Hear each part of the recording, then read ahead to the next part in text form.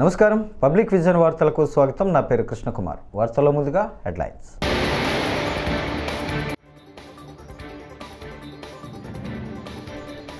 దేశ ప్రజలకు ప్రధాని మోడీ పరాక్రమ్ దివాస్ శుభాకాంక్షలు.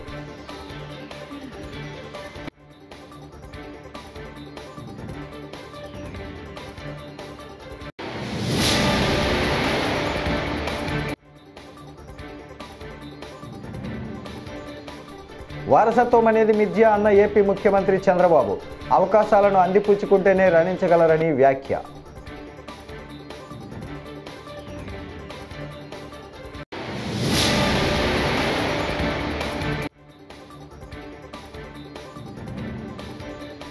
ఉద్యోగులను నమ్మించి నట్టేట ముంచారు. ఏపీ ఎన్జీఓ అధ్యక్షుడు నలుమూరి చంద్రశేఖర్ రెడ్డి ఫైర్.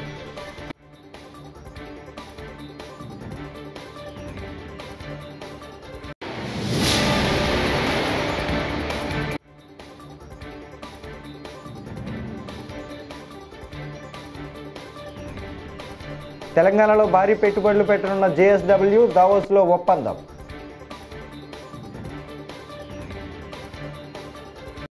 ఇక డీటెయిల్స్ చూస్తే, ఇవాళ నేతాజీ సుభాష్ చంద్రబోస్ జయంతి సందర్భంగా దేశ ప్రజలకు ప్రధాని మోడీ పరాక్రమ దివాస్ శుభాకాంక్షలు తెలియజేశారు. నేతాజీ సుభాష్ చంద్రబోస్ జన్మించిన ఒడిశాలో ఈ ఏడాది ఈ వేడుకలు జరుగుతున్నాయని తెలిపారు. ఆయన జీవిత విశేషాలతో కూడిన ప్రదర్శనను కటక్లో ఏర్పాటు చేశామన్నారు. నేతాజీ జయంతి పురస్కరించుకొని ఆయనకు వినమ్రతతో నివాళి అర్పిస్తున్నట్లు తెలిపారు. शुभेच्छा। आज नेताजी सुभाष चंद्र बोस की जन्म जयंती के इस पावन अवसर पर पूरा देश श्रद्धापूर्वक उन्हें याद कर रहा है। मैं नेताजी सुभाष बाबू को श्रद्धापूर्वक नमन करता हूं। इस वर्ष के पराक्रम दिवस का भव्य उत्सव नेताजी की जन्मभूमि पर हो रहा है। मैं ओडिशा की जनता को, ओडिशा सरकार को इसके लिए बहुत बहुत बधाई देता हूं। कटक में नेताजी के जीवन से जुड़ी एक विशाल प्रदर्शनी भी लगाई गई है। इस प्रदर्शनी में नेताजी के जीवन से जुड़ी अनेक विरासतों को एक साथ सहेजा गया है। कई चित्रकारों ने कैनवास पर नेताजी के जीवन प्रसंग की तस्वीरें उकेरी हैं। इन सब के साथ नेताजी पर आधारित कई पुस्तकों को भी इकट्ठा किया गया है। नेताजी की जीवन यात्रा की ये सारी विरासत मेरे युवा भारत, माय भारत को एक नई ऊर्जा देगी। రాజకీయం, సినిమాలు, వ్యాపారం, కుటుంబం ఏదైనా సరే వారసత్వం అనేది మిథ్య అని ఏపీ ముఖ్యమంత్రి చంద్రబాబు వ్యాఖ్యానించారు. నారా లోకేష్ వారసత్వంపై దావోస్లో ఓ మీడియా ప్రతినిధి అడిగిన ప్రశ్నకు బదులిస్తూ ఆయన ఈ వ్యాఖ్యలు చేశారు. చుట్టూ ఉన్న పరిస్థితుల వల్ల అవకాశాలు వస్తూ ఉంటాయని, వాటిని అందిపుచ్చుకుంటేనే రాణించగలరని చెప్పారు. జీవనోపాధి కోసం తాను రాజకీయాలపై ఆధారపడలేదని, అందుకే 33 ఏళ్ల క్రితమే కుటుంబ వ్యాపారాలను ప్రారంభించానని చంద్రబాబు చెప్పారు. బిజినెస్ అయితే లోకేష్కు తేలికైన పని అని, కానీ ప్రజలకు సేవ చేయాలనే ఉద్దేశంతో ఆయన రాజకీయాల్లోకి వచ్చారని అన్నారు. Which are the sectors is the most interested by the overseas investors to invest in India? World is watching, and also they are looking after India now for so many areas. Opportunities are also abundant. This is renewable energy and green hydrogen. India is going to become hub for that. That is the contribution from India's side for the global community. Other areas, so many areas as the rightly with technology. If you see today, almost all tech companies CEOs are from Indian origin. India is well positioned in 2-3 aspects. One is first mover advantage and technology. Technology is everything today, integrated to every economic activity and day-to-day life. Second is Indians are having an advantage of demographic, very young, and also entrepreneur skills. Now, services Indians are providing global community. And also, if you see, Indians are the most acceptable community globally. If you go to any country, they are most acceptable. These are all various advantages India is having. This team itself, Team India, is a reflection for that. Even just now, I spoke to World Economic Forum founder, Professor Schwab. He was very happy about Indian participation, and he especially conveyed his greetings to Honorable Prime Minister and also for all of us. That is the respect we are commanding as on today.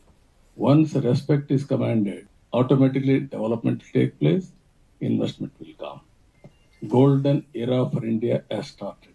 This meeting is an indication for that. Under Honorable Prime Minister Narendra Modi ji. ఎన్నికలకు ముందు రకరకాల హామీలతో ఉద్యోగులకు మాయమాటలు చెప్పిన కూటమి party నాయకులు అధికారంలోకి వచ్చాక బొత్తిగా పట్టించుకోవడం మానేశారని, ప్రభుత్వం ఏర్పాటై 7 నెలలైన మేనిఫెస్టోలో ప్రకటించిన 9 హామీల్లో కనీసం ఒక్కటి కూడా అమలుకు నోచుకోలేదని ఏపీ ఎన్జీఓ అసోసియేషన్ రాష్ట్ర మాజీ అధ్యక్షుడు, ప్రభుత్వ మాజీ సలహాదారు నలమారు చంద్రశేఖర్ రెడ్డి ఆగ్రహం వ్యక్తం చేశారు. ఉద్యోగులకు ప్రభుత్వమే 26,000 కోట్ల బకాయిలు చెల్లించాల్సి ఉందని గుర్తు చేశారు. వచ్చిన వెంటనే చేస్తాం, కొన్ని అయితే వచ్చిన వెంటనే చేస్తామని కూడా చెప్పడం జరిగింది. అయితే వాటిని పరిశీలిస్తే ఎక్కడ వేసిన గొంగలు అక్కడే ఉన్నట్టుగా ఉంది, కానీ ఒక్కటి కూడా ముందుకు పోయినటువంటి దాఖలాలు అయితే కనపడతలా. మరి దానికి తగ్గట్టుగా నాట్ ఓన్లీ ఇన్ మేనిఫెస్టో, ఎన్నికల ముందు పెట్టినటువంటి ఆ సభలలో కూడా ఉద్యోగులకు పెన్షన్స్కి సంబంధించి చాలా హామీలు కూడా ఇవ్వడం జరిగింది. అవి కూడా ఏ ఒక్కటి కూడా మరి నెరవేర్చినటువంటి దాఖలాలు కూటమి ప్రభుత్వంలో కనపడతలా. మరి 1 by 1 వస్తే మేనిఫెస్టోలో వాళ్ళు చెప్పినటువంటి ఉద్యోగస్తులకు చెప్పినటువంటి విషయాలకు వస్తే సిపిఎస్ మరియు జిపిఎస్ విధానాన్ని పునఃసమీక్షించి ఆమోదయోగ్యమైనటువంటి పరిష్కారానికి కృషి చేస్తామని చెప్పడం జరిగింది. మరి అంతకు ముందు ఉన్నటువంటి సిపిఎస్ని గత ప్రభుత్వం జిపిఎస్గా ఇస్తామని చెప్పడం, దాన్ని కూటమి ప్రభుత్వం వచ్చిన తర్వాత దాన్ని అలా అబియన్స్లో పెట్టడం. అయితే ఆ సిపిఎస్ ఉన్నదా, జిపిఎస్ ఉన్నదా, లేకపోతే ఓపీఎస్ ఉన్నదా అనేది ఎవరికీ కూడా అర్థం కాని పరిస్థితి రోజులలో. దాదాపు 3 లక్షల పైగా ఉద్యోగస్తులు ఈ రోజున ఆంధ్రప్రదేశ్లో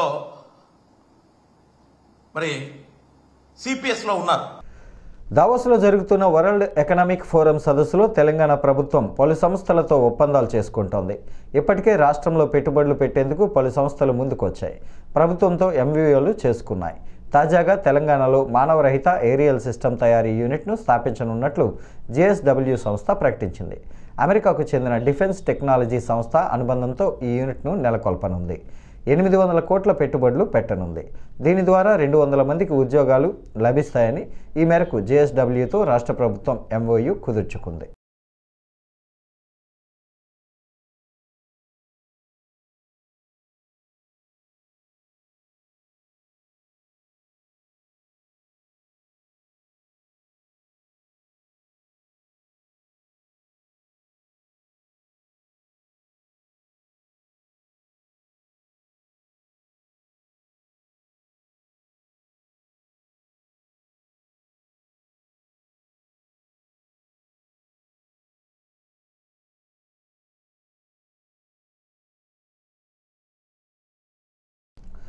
వరంగల్ జిల్లా వర్ధన్నపేట మండలం ఇల్లందు శివార్లో ఈరోజు తెల్లవారుజామున గుర్తు తెలియని వ్యక్తులు ఎస్ఆర్సిపి ప్రాజెక్టు 53వ గేటును తెరిచారు.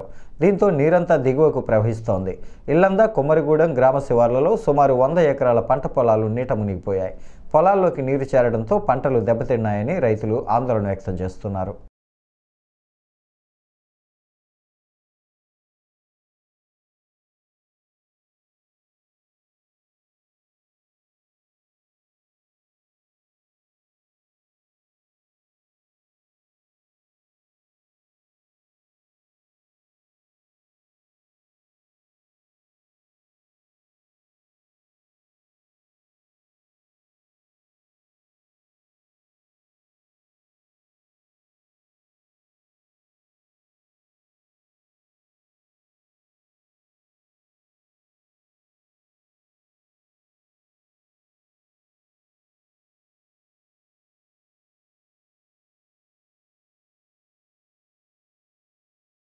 మండలం రామోజీ కుమారుడం తండా అయితే అన్న నైట్ ఎవరో గుర్తు తెలియని వ్యక్తులు మొత్తం 53 DBM నెంబర్ మొత్తం లేపిపోయేసరికి ఇప్పుడు కనీసం 60-70 ఎకరాలు మా రైతులు మొత్తం ఆ పంట పొలాలన్నీ నాట్లన్నీ కొట్టుకుపోయినాయి అన్న. మేము మళ్ళీ నాటేయాల్సి వస్తుంది, అంత ఇబ్బందులు ఉన్నామన్న. కనీసం 40-50 ఎకరాలు మొత్తం ఆగం అడిగి అయినాయన్న. అధికారులు చెప్తే అధికారులు ఒక్కరు స్పందిస్తలేరు, అధికారులు అందుబాటులో లేరు. ఇప్పుడు పొద్దుటి ఫోన్ చేస్తే వస్తాం అని అంటున్నారు. ఒక్క అధికారులు రాలేదన్న. 10 రోజుల కాంచి పోతున్నాయి కానీ అది యథావిధిగా లెవెల్ గా పోతున్నాయి. నైట్ మొత్తం లేచిపోయారు, మొత్తం అంత ఫుల్ ప్రెషర్ లేచిపోతే కెనాల్ మీద నుంచి ఉరులుకుంటా పోయి మొత్తం పంట పొలాలన్నీ ఆగమైనాయి. ఒక 3 ఎకరాల పొలం మొత్తం ఇప్పుడు ఆడికి వారంలో కింద పెట్టినా మొత్తం ఇప్పుడు ఆరుగురు రాత్రి రోజు పోతున్నాయి. ఒక లెవెల్కి పోతున్నాయి. మేము కూడా మాట్లాడలే, సరే పోనీ అనుకున్నాం. ఇప్పుడు ఏం లేదు, ఇప్పుడు అడ్డం ఇప్పుడు పొత్తకాను అధికారం కూడా చెప్పిన కూడా వాళ్ళు కూడా ఏ సీఎంకు మనకు ఇది అయినట్టు కెనలో కూడా ఫోన్ చేసినప్పుడు వాళ్ళు కూడా వస్తలేరు. ఇక వాళ్ళకి అంతా అవసరం కూడా రోజు తిరగాలి, ఎవడు తిరగాలి. ఇప్పుడు ఇన్ని పైసలు పెట్టుకున్నాం. ఇప్పుడు మేము ఏం లేదు, మందు మోసుకొని దాచేటట్టున్నాము. మాకు ఎవడైనా వచ్చి మాకు సహకారం చేస్తారా చేరా. ఇప్పుడు ఏం చేయాలి మరి? ఇప్పుడు పొద్దున ఎస్ఐ గారు కూడా ఫోన్ చేసినాం. ఎస్ఐ గారు కూడా వస్తుంది. ఇప్పుడు ఎస్ఐ గారు కూడా రాలే పొద్దున. ఇప్పుడు ఏ గారు కూడా ఫోన్ చేయాలి, ఏ గారు కూడా రాలే. ఇప్పుడు మేము సావాలా, మేము బతకాలా? ఇక ఎవరిని చెప్పుకోవాలి? మా గతులు మా పరిస్థితి ఎవరిని చెప్పుకోవాలి? ఇప్పుడు సావాలా? ఇప్పుడు చూడండి, మీరు అవుతుంది కదా, ఒక 20 ఎకరాలు ఇప్పుడు 50 ఎకరాల పొలం మొత్తం ఎక్కువ ఎకరం. నా పేరు బుక్కెమల్లు మొత్తం ఆగమైంది. ఇప్పుడు నేను ఇంకా ఏం చేశాను? మా అధికార పార్టీ కూడా ఇప్పుడు ఎవరు చెప్పుకుంటా ఇది. ఇప్పుడు మా ఎమ్మెల్యే గారు కూడా ఇప్పుడు ఎమ్మెల్యే గారు కూడా ఈ డిఎం ఎవరు ఉన్నారో ఏ గారి మీద ఎస్ఐ గారి మీద కూడా చర్య తీసుకోవాలి. ఇప్పుడు అంత వారం మేము పోతాం కాబట్టి మేము ఏం చెప్పినప్పుడు మేము అన్నాం, మా కుటుంబం కూడా మొత్తం కూడా చచ్చిపోతాం సార్. ఇప్పుడు ఉత్తరప్రదేశ్లోని ప్రయాగ్రాజ్లో మహాకుంభమేళకు భక్తులు పోటెత్తుతున్నారు. 10 రోజుల్లోనే ఏకంగా 10 కోట్ల మంది భక్తులు పుణ్యస్నానాలను ఆచరించారు. త్రివేణి సంగమ స్థలికి భక్తులు బారులు తీరుతున్నారు. కుంభమేళకు చేరుకోవడానికి రైళ్లు, విమానాలపై ఆధారపడుతూ ఉన్నారు. 45 రోజుల పాటు సాగుతున్న ఈ ఆధ్యాత్మిక కార్యక్రమాన్ని హాజరయ్యేందుకు భక్తుల సంఖ్య 50 కోట్లు దాటుతుందని యూపీ సర్కార్ అంచనా వేస్తోంది.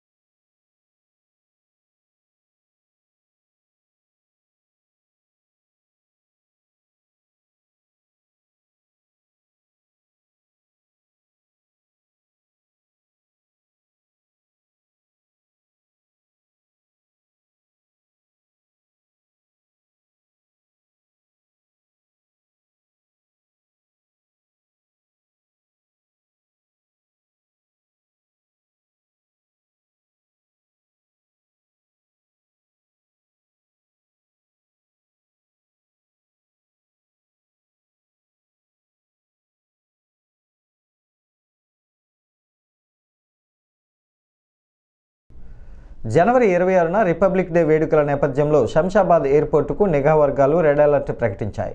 ఈ నెల 30 వరకు ఎయిర్పోర్టులో రెడ్ అలర్ట్ కొనసాగుతుందని తెలిపారు. ఈ నెల 30 వరకు ఎయిర్పోర్టుకు సందర్శకులు ఎవరూ రావద్దని ఆదేశాలు జారీ చేశారు. ఎలాంటి అవాంఛనీయ సంఘటనలు జరగకుండా సిఐఎస్ఎఫ్ అధికారులు ఎయిర్పోర్టులో భద్రతను కట్టుదిట్టం చేశారు.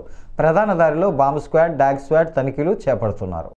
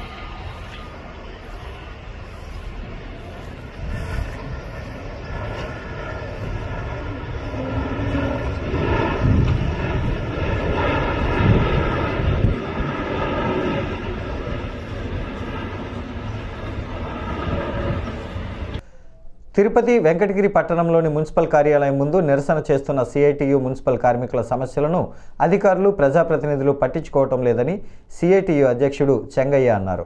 బుధవారం ఆయన మాట్లాడుతూ 18 రోజులుగా సమస్యల పరిష్కారం కోసం నిరసన దీక్షలు చేస్తుంటే అధికారులు ప్రజాప్రతినిధుల్లో కదలికలేకపోవటం అర్థం లేదన్నారు. త్వరలో స్పందించకపోతే నిరసన దీక్షను ఉధృతం చేస్తామని అన్నారు.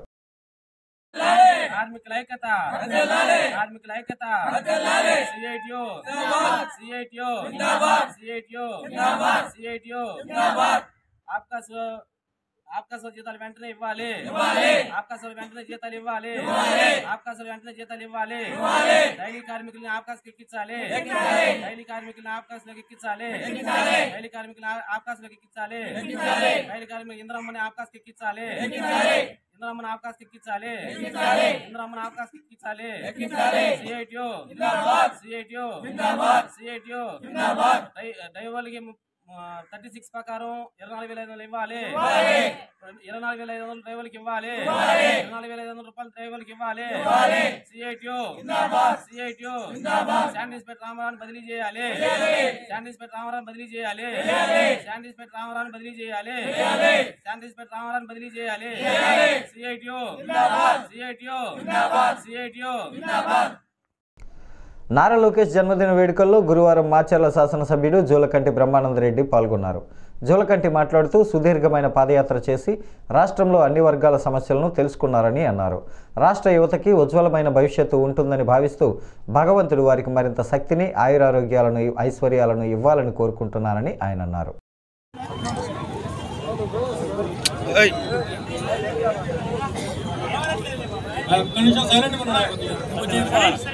ఈరోజు తెలుగుదేశం పార్టీ ఆశాకిరణం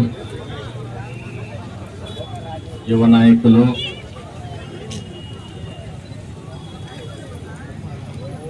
అలాగే విద్యాశాఖ మార్చులు, ఐటీ విద్యాశాఖ మార్చులు,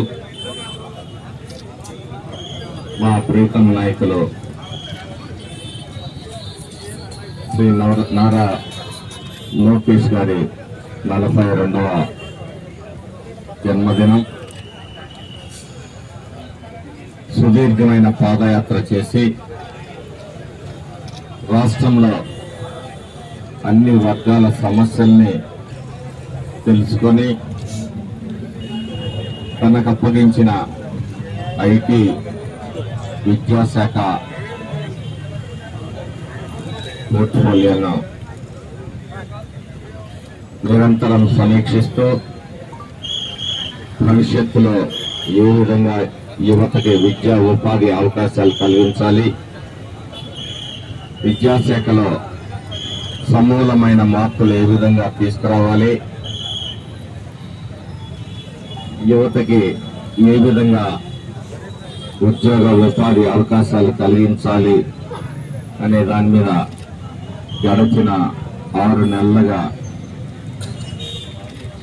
అనేక కసరత్తులు చేస్తూ అలాగే దేశ విదేశాల్లో పర్యటిస్తూ ఈ ప్రాంతంలో పరిశ్రమలు అలాగే కంపెనీలని తీసుకొని వచ్చి ఐటీ సెక్టార్ని ఏ విధంగా బలోపేతం చేయాలని చెప్పేసి ప్రస్తుతం దావోస్ పర్యటనలో ఉన్నారు.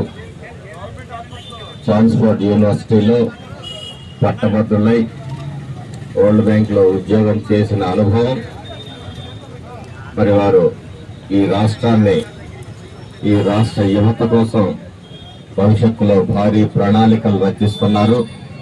వారి నేతృత్వంలో పోలవరం ప్రాజెక్టును గురువారం రాష్ట్ర జలవనరుల శాఖ మంత్రి నిమ్మల రామనాయుడు సందర్శించారు. ఈ సందర్భంగా ట్రైకార్ చైర్మన్ బొరగం శ్రీనివాసులు ఆయనకు ఘన స్వాగతం పలికారు. అనంతరం మంత్రి నిమ్మల రామనాయుడు ప్రాజెక్టు అధికారులతో కలిసి ప్రాజెక్టు పనులను పరిశీలించారు. అలాగే జరుగుతున్న పనుల యొక్క పురోగతిని సంబంధిత అధికారులను అడిగి తెలుసుకున్నారు.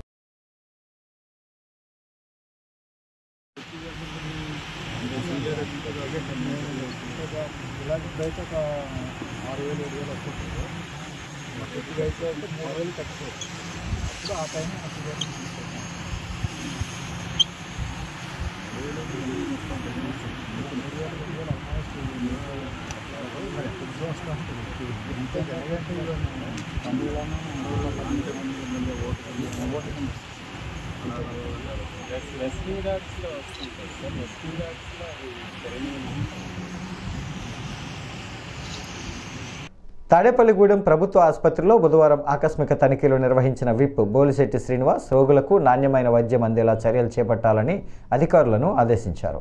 ఆసుపత్రి నిర్మాణాలు వేగంగా పూర్తి చేయాలని సూచిస్తూ రోగుల ఇబ్బందులకు సంబంధించి డైరెక్ట్గా తనకు ఫోన్ చేయాలని తెలియజేశారు.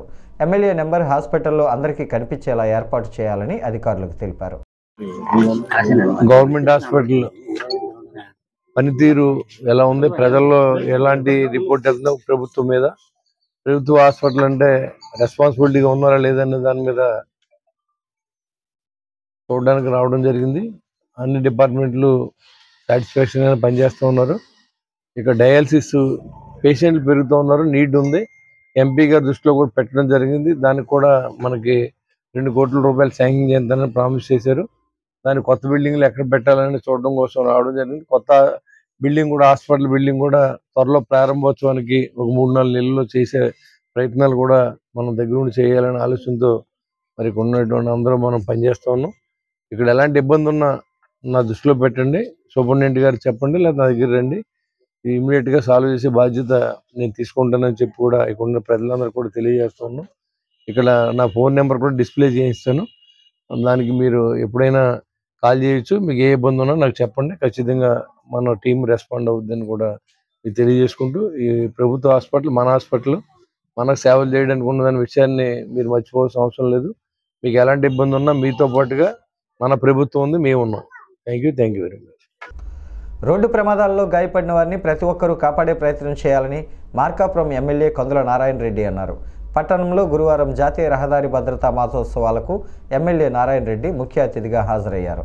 ఈ సందర్భంగా ఎమ్మెల్యే నారాయణ రెడ్డి మాట్లాడుతూ రోడ్డు ప్రమాదం జరిగి అపాయ స్థితిలో ఉన్నవారిని మానవతా దృక్పథంతో వారిని రక్షించే ప్రయత్నం చేయాలి, కానీ నిర్లక్ష్యం వహించరాదని అన్నారు.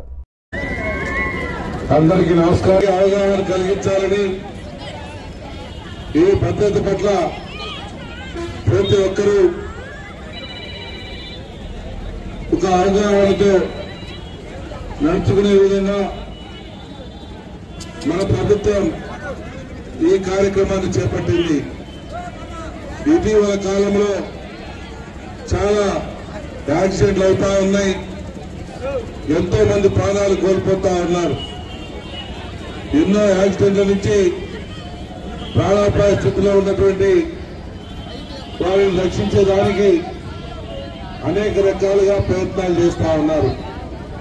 అయితే వీటన్నిటికంటే ముందు మనం తీసుకునే జాగ్రత్తలు మనం తీసుకుంటే ఈ యొక్క యాక్సిడెంట్లు అనేవి చాలా వరకు నివారించుకోవచ్చు. అటువంటి కార్యక్రమానికి ఈరోజు ఒక అవగాహన సదస్సుగా ఈ కార్యక్రమాన్ని మీ అందరికీ ద్వారా ప్రజలందరికీ తెలియజేసే విధంగా ఈ కార్యక్రమాన్ని పెద్ద ఎత్తున చేపట్టడం జరిగింది. ప్రతి ఒక్కరు కూడా యాక్సిడెంట్ లో అపాయకర పరిస్థితుల్లో ఉన్నటువంటి వారిని రక్షించేదానికి ప్రతి ఒక్కరూ పూనుకోవాలని మిమ్మల్ని అందరినీ కూడా కోరుతా ఉన్నా. రోడ్డు మీద యాక్సిడెంట్ జరిగింది కదా, ఇది వాళ్ళు చూసుకుంటారులే, ఇది ఎవరో చూసుకోవాలి కదా అనుకునే మాట అయితే అది చాలా తప్పు. మనం మానవతా దృక్పథంతో ప్రతి ఒక్క కోణంలో ఆలోచన చేసుకుని ఈ యాక్సిడెంట్ జరిగినటువంటి వారిని, అపాయ పరిస్థితిలో ఉన్నటువంటి వారిని తక్షణమే రక్షించేదానికి మీరందరూ కూడా ముందుకు రావాలని మనస్ఫూర్తిగా కోరుకుంటా ఉన్నాం. బాధ్యత సామాన్య పౌరుడిది. ఇటీవల కాలంలో భద్రత పట్ల మన ప్రభుత్వం. ఈ వార్తలు ఇంతటితో సమాప్తం. నమస్కారం.